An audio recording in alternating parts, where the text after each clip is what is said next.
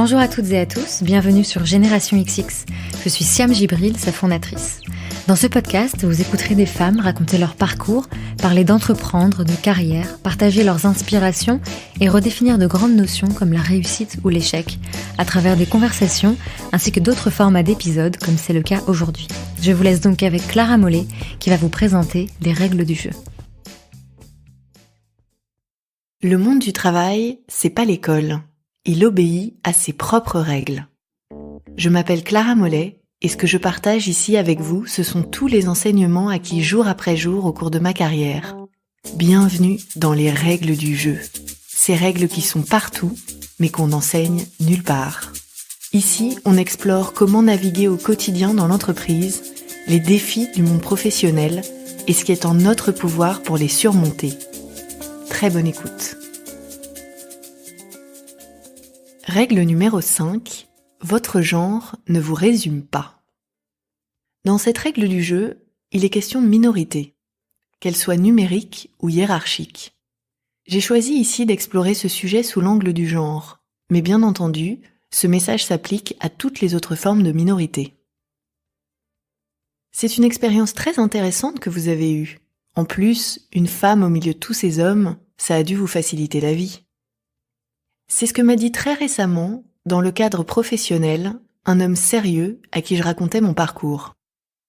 Je lui avais parlé en détail de mon travail, de mon niveau de responsabilité, de mes compétences techniques, managériales, et lui venait de balayer tout ça en me ramenant à la partie de mon identité qui a le moins à voir avec ma vie professionnelle, mon genre.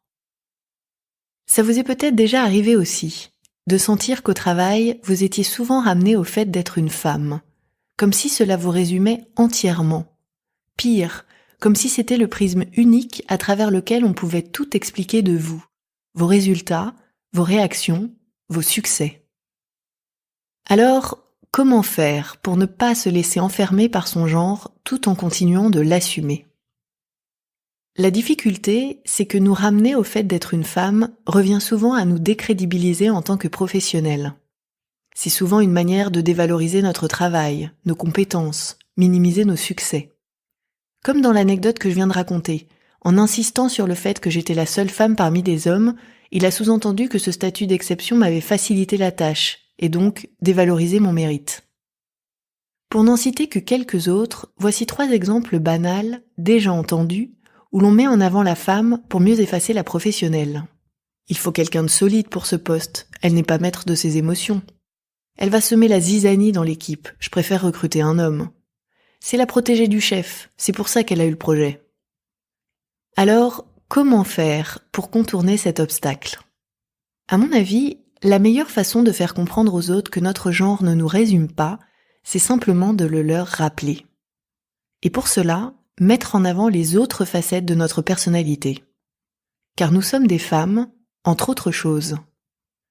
Voici donc 3 moyens concrets de rappeler à votre entourage que votre genre ne détermine pas tout de vous. D'abord, faire valoir la facette qui prévaut au travail, la professionnelle. Votre performance est votre meilleur argument. Mettez en avant vos résultats, faites connaître vos compétences, arrivez préparés, informés, avec des questions précises aux réunions ou aux événements pro en dehors du bureau. C'est la meilleure réponse aux tentatives de décrédibilisation. Rappelez ensuite que vous êtes une personne, avec une vie privée, des centres d'intérêt, des expériences.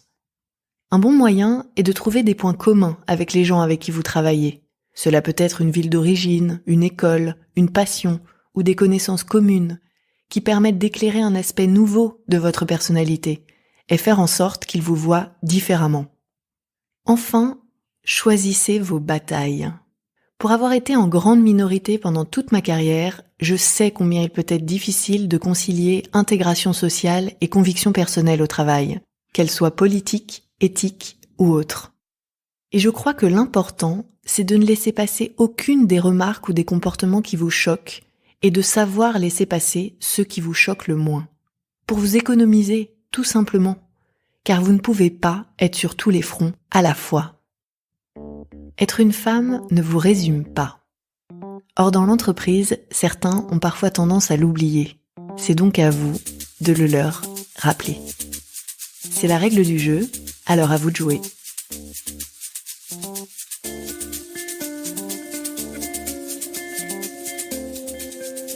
Prochaine règle du jeu, de loin, on ne voit que les cathédrales.